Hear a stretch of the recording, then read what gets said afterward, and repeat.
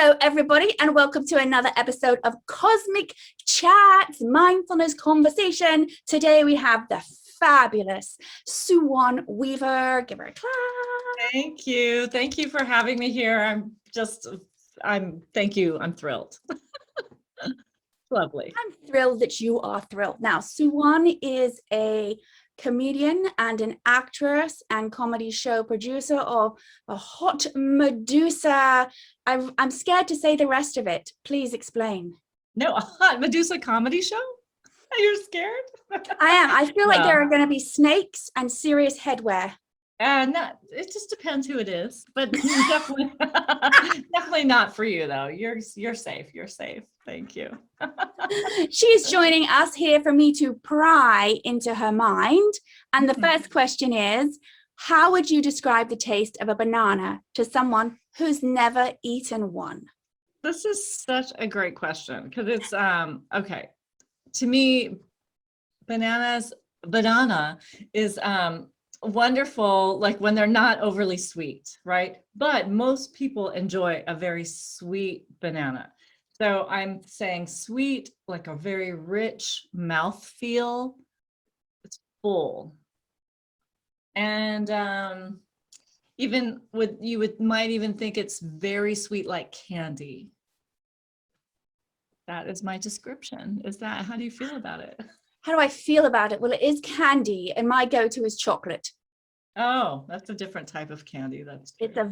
I have a hard time in certain countries when chocolate is not the predominant sweet go-to. That makes sense because it's just chocolate also is very rich, a rich mouthfeel. And depending on if you like milk chocolate or dark chocolate, I mean, to me, dark chocolate is more sophisticated. And it's like, yes, but it is, right? Because it has that little bit of bitterness. And then it's so delicious with like a cup of coffee. And then as opposed to milk chocolate, which I think is also delicious, but it's like more childish. I don't know. It's like, here, just have something sweet and yummy. It's not complex. Well, growing up in the UK, their milk chocolate was here. Oh, look at that. US chocolate is like plastic. Chalky. Oh, sorry. Say it again. Plastic. It tastes like wrapping. Yes. Like, yeah, there's a chalky feeling to the milk chocolate here, and it doesn't, you know what? It doesn't taste expensive. It's interesting if something could taste expensive, but it just has a cheap taste to it. And I think that's the plastic that you're talking about. Yes. Too bad. That's unfortunate. I think it's supposed to be the sour cream. It's not the same kind of standard of milk that's used. However, things changed where there are certain companies bought out and Canada produced some. Anyway, going back to the UK and walking down the chocolate aisle in the supermarket, it's very hard not to just gain 30 pounds looking at it. That's fun. I know that's really true. I had an ex whose mother was British, and so he always, and that was a he, yes. Oh, I'm sorry, is that boring? It's not that it's boring, it's part of my past, it's just in the past. It's who I just didn't know that I could be today, that's great. So it's not boring. It's actually it's just part of my stuff.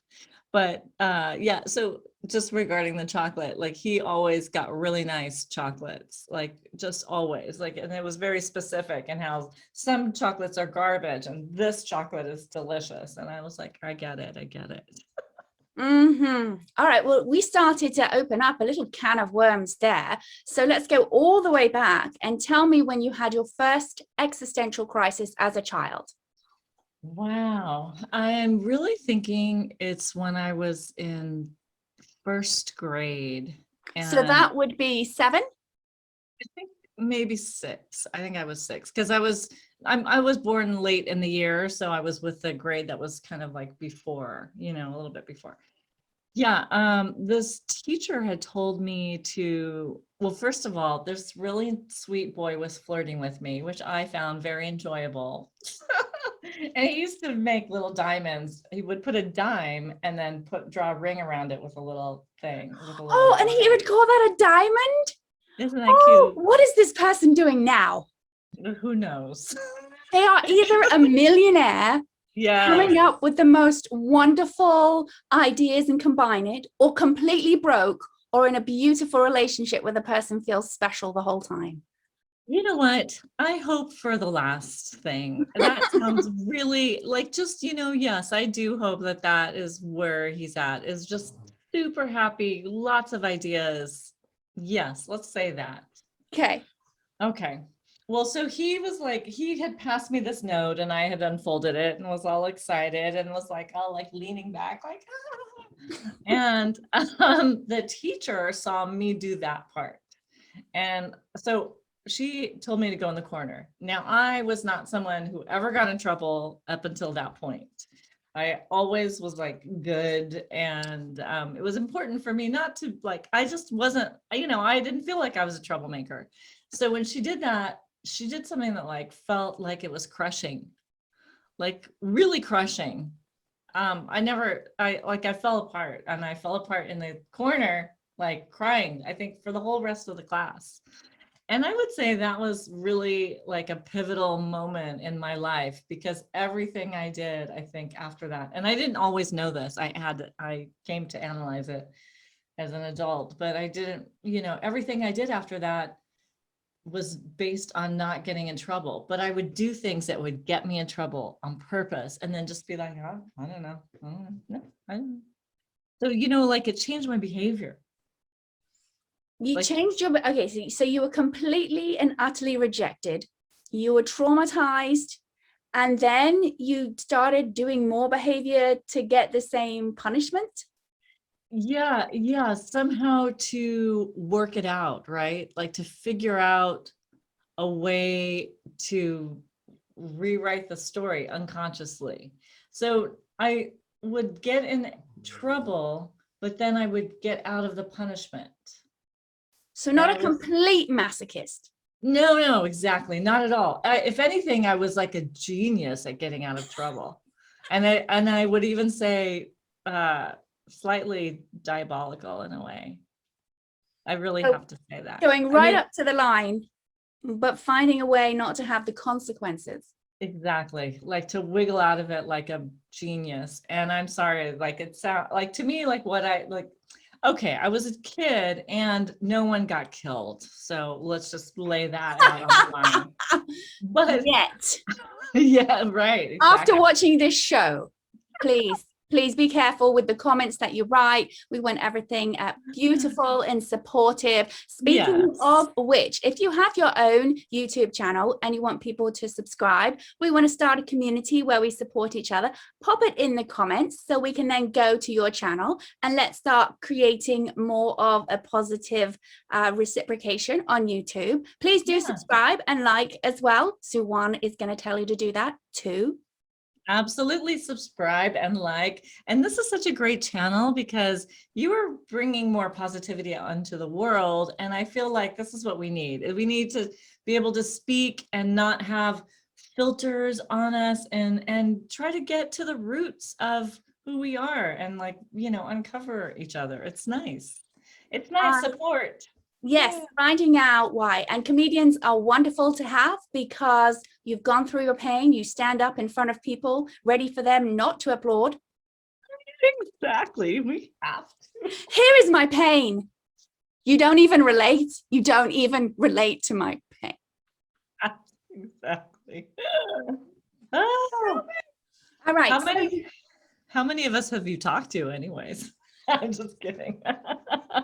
A lot. there's a never ending supply. It's ad Sure. infinitum. This is the infinitum YouTube channel because Absolutely. people are people. Yes, infinitum, YouTube. I love it. That's So you awesome. have this experience happen. And how long did you continue that behavior of trying to get away with stuff and get out of the punishment? Oh, whew, how long? For, most of my life. So I, yesterday morning? well, okay, let's see. I had a big shift about 15 years ago when I really started doing yoga and having more awareness. I was doing breath work meditation and really started working with healers that I trusted. So when they called me out on stuff, I didn't just go into like an immediate reaction mode because I understood, because I had been going regularly and I taught too. I taught yoga for a little bit. Um, so I started to kind of understand, like when I could see, especially this one healer that I worked with, and I still do sometimes, I could see what he did with other people. And then I thought, well, this is amazing. And I'm not ready for it yet. Cause like, usually a lot of times you're brought to tears because it's like the big uncovering, Mm. like whatever you're, this is a process, right? So there's layers and everything like this. But after I could see it several times happen to other people, I was like, oh gosh, okay, eventually I'll have my turn. And I did. Sounds Over and like an over. acting class. Well, that's funny because when I started taking acting classes after I had done that work, I was like, this is very familiar. No wonder why, a lot of like actors in the beginning are like, this is like therapy. I'm like, unfortunately it is. Unfortunately, it is. Yes. What do you think about when people get up behind the mic and it's basically therapy rather than jokes? Well, here's the thing. Hopefully when you see a comedian on stage, they have worked through the therapy part. Hopefully they aren't using it for like literal therapy, but sometimes you see it. you know, Hopefully they're past the trigger and then they're already like, the pain is like being used to uncover the beauty. But Okay, depends let's on talk the about show. that. Well, okay, so we've got so much fun stuff here. Your Yeah. perception, you did it up, you had an awakening through this healing, you were into yoga, and then you stopped, let's just say, acting out, for lack of a better Yes. term. Yes, exactly. Yeah. Yeah. And I don't mean like it was all behind me, but at least some of the basic stuff I could kind of see underneath it, and I was looking at myself in a deeper way instead of just being like like a ping pong ball or just so reactionary, which a lot of times it's hard to get past that part, of who we are just because. So that happened now.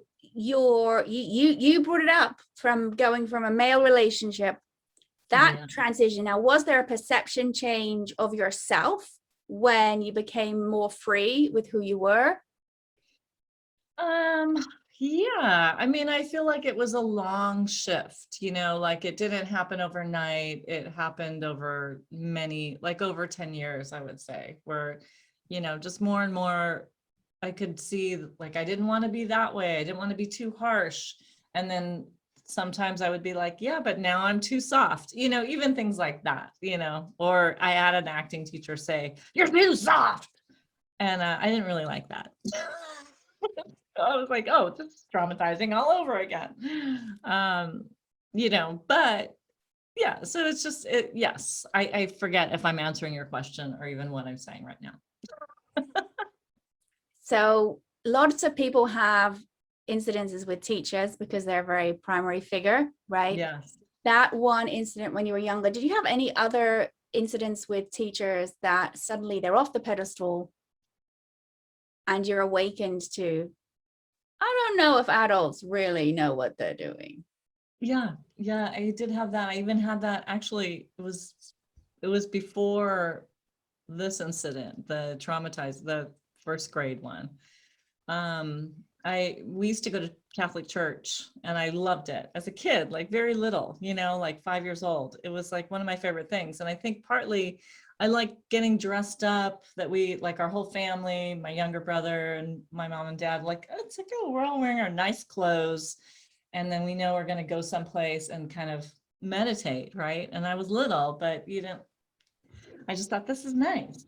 So I loved going to Catholic church. And one time we walked up to the church and the priest said to me, oh, I saw you singing in the front row.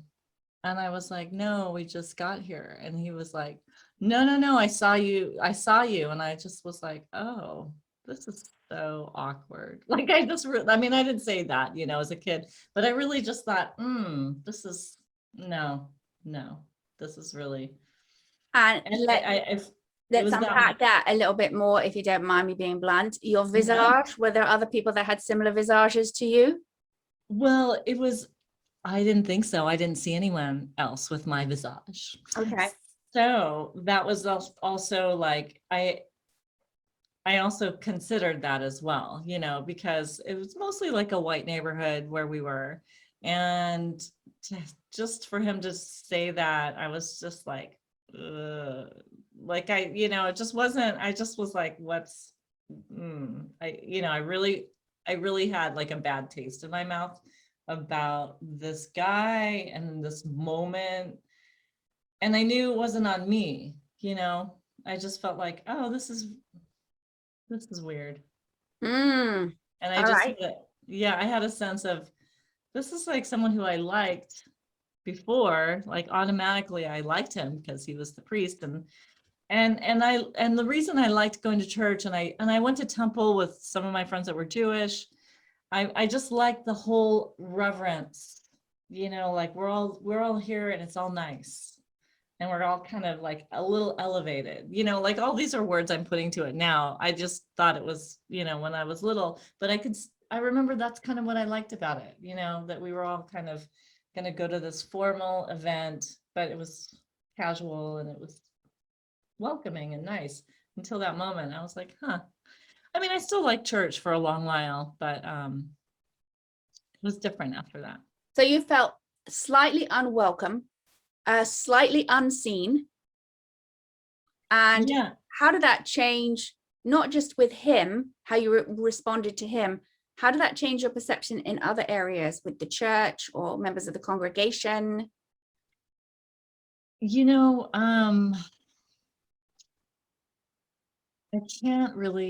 I don't really have anything to say about that I remember, but I also remember that I felt like he wouldn't let me be right. Mm, And so that was like specific, right? Because I was like, no, we just got here. And he just he wasn't hearing that. So it was that incident stood out to me, but I didn't remember necessarily applying that to other people.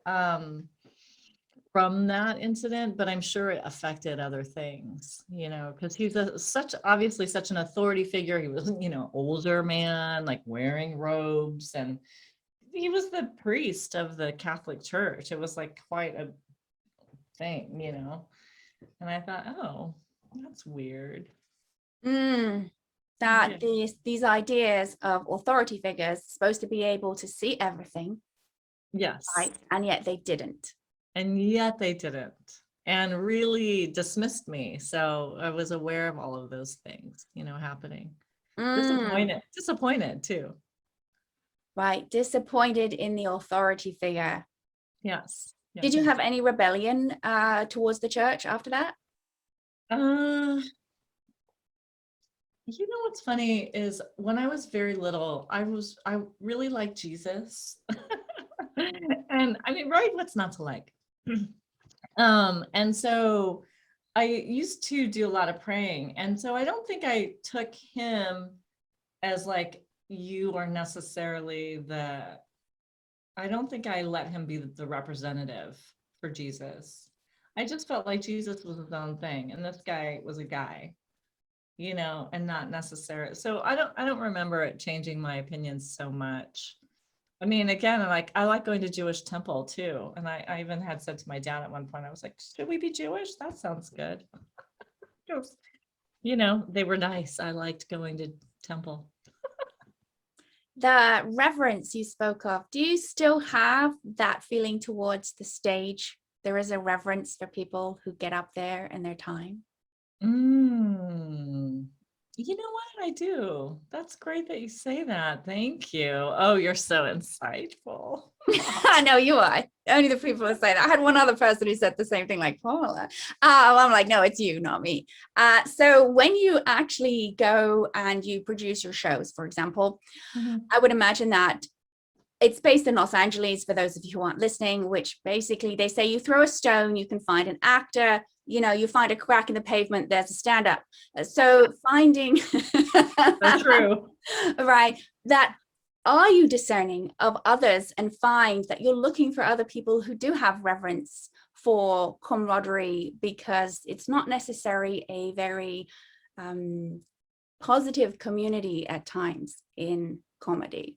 You know what? You're so right. It isn't necessarily positive. And I don't think I put it in those words ever before about having reverence for the stage and the community, but I certainly do feel like that. And I think in the future, actually, I think I will consider that exact statement more, because there is something to it for me that is not just about telling my jokes and being funny. I mean, I feel like what I'm doing as a comedian is to tell my story and be seen and heard, and it is, oh my God, look at you putting that all together for me. Yeah, I mean, I think it's a big part of my story is that I do want to be heard, and that I like having a show where it's respectful to each other and that we're inclusive. And actually, for the longest time, I just did all women shows, which actually just really helped to elevate that. And not that all women are necessary. It's not an all women against all men. I didn't mean it like that at all, because there are a lot of great guys. And actually, I'm going to start to open it up to men, because there are great guys that I do want to have on the show. But having reverence for this as an art form and what it can do in the world, I mean, laughter is so important, and how we get to that changes everything. It Mhm. can, like the way we can laugh because we want to hear each other's stories, and we're elevating each other. Like, how great. How great. Now, laughter actually, scientifically, with the vibrations within ourselves and ourselves, uh, does promote healing and also detoxing. It also has those deep belly laughs using the breathing apparatus, right? Which, how often do we need to take a deep breath? And Right. we're doing this actually on the date that Los Angeles opened up officially, from 15 months of restrictions, let's just say that. And that absolutely impacted the performance community. But during that time, when I produced the Aware Meditation's first fundraiser comedy show, the Cosmic Comedy Show, and it was very important that for me, it was understood that we're doing this not only for performers to be able to have an opportunity, but those who are there to laugh, right? And we're helping raise funds for the outreach program to go teach large groups of people in their community the practice that we do to allow them to be self-sufficient. And that laughter will bring big breath to all of those who were concerned. Right. So there's way more levels that happen in performance. We're going to go back to Greek times, right? The actual ability to stand up and speak truth and relate human being to human being, I feel got really highlighted during COVID. Wow, that's spectacular. You know what? You're exactly right. During COVID, there were so many Zoom shows, and I did a bunch of them myself. It was interesting to meet people through Zoom, and then after things just recently have started letting up a bit with the rules, and then to see someone in person that I've only just seen on Zoom for the last year and a half, right? Amazing. I burst into tears the first time I saw someone, and this was right as we were doing outside stuff, and as in the audience didn't have to be in a car. Right. And Yes. I realized I was actually in a car going over the hill. In Los Angeles, those of you who don't know, I'm in a valley area, you go over the hill. I'm actually driving to an event, right? And going to park, and there are people I've not seen in person. Yes. And that really, I was like, I'm going to start crying. Yeah, that's right. Exactly right. And it started happening the first time I started doing like the first live show, you just be like, oh my God, it was just so lovely. to see people in person. And so like, that was even my show. This actually my Hot Medusa show, which is this week on Thursday, this is the first live show I'm doing. And so I'm super excited about that because now all of these fantastic people who are really good, I have like, they're so good. And now I get to see them in person. This is like, it's really, I feel like this last year, if we, everyone got out of it differently, but for me, I'll just say like, I have so much gratitude for this year, what happened. I mean, even if I got laid off from my day job and, even if there's been hard times with my mom, I mean, I've been lucky nobody close to me died of COVID. But I get to be here. And so I gotta take this life time that we have, this time is precious and, do something with it. It is the reunification, right? So we come apart, we have that sense of other, which is fear driven, right? And then when we become unified, right? But if we're unified for too long, we have to break away. This is, this is how human nature works. But when we are reunited, that is a soul filling experience. I do remember saying to children, well, if you don't leave, I can't look forward to missing you. That's great. My nieces and nephews are like, Auntie Paula just does not think like a normal person. But at the same time, I mean, my nephew is on the spectrum and is super genius in his head, but a silly phrase or something like that will get a smirk. That's an amazing phrase. Yes. I'll get a little, okay, I got you, Auntie. All right, I see. Now, what do you, if anything, want to leave when your body drops, that the planet is now a better place as a result of you being here? Oh, No God. pressure. Yeah. Right. I would like a plant that lives. So this is just documentation that I have a plant I haven't murdered. It's very nice. I can't tell you how many orchids people have given me and then I've killed. But then the truth is I've given them back to my mom and then she would revive them. My mom is a genius with plants. So yeah, I bet at work they've given me so many gifts and I am like, it's just nothing. And then my mom turns them back into gorgeous orchids. I don't know how she does it.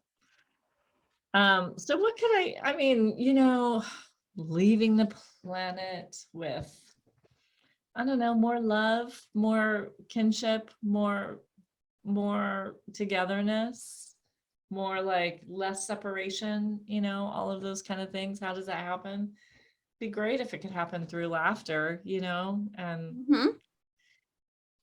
and maybe like a different point of view that people just don't. I mean, I feel like my own story is like all, complicated and silly. And I like my mom and dad are so different and somehow I made it through. So, there's something here for me. So your story, we're not going to get into details with it. When you have shared your story in the past, what have you experienced has been the effect on audience members as a result of hearing it? I think really in the end, they could just see that we're all so similar.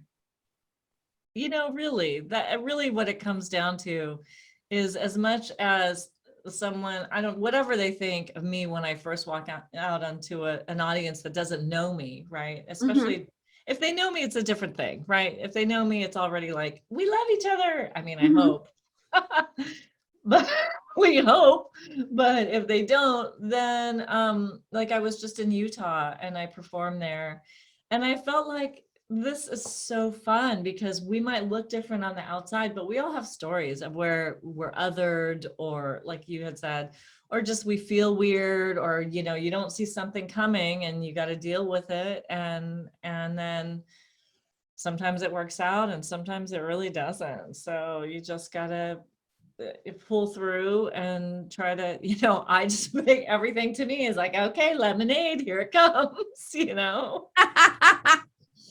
Yeah. But I won't do it to the plants. No, please don't, because that looks like it's supporting you very nicely. Thank you. And if I get into trouble, I'll just contact your mum. Please do. She's great. She would love for you to be in contact with her, actually. She really would. All right, it's done. Me and Suwon's mum. All right, Yeah. we're going to come back with some fast fire fun questions. Again, if you'd like to pop in your comments, anything you relate to with Suwon, we'll have our info there. Please like and subscribe. And if you want us to subscribe to you, put it down there for the community. And we will say cheerio till then. Cheerio.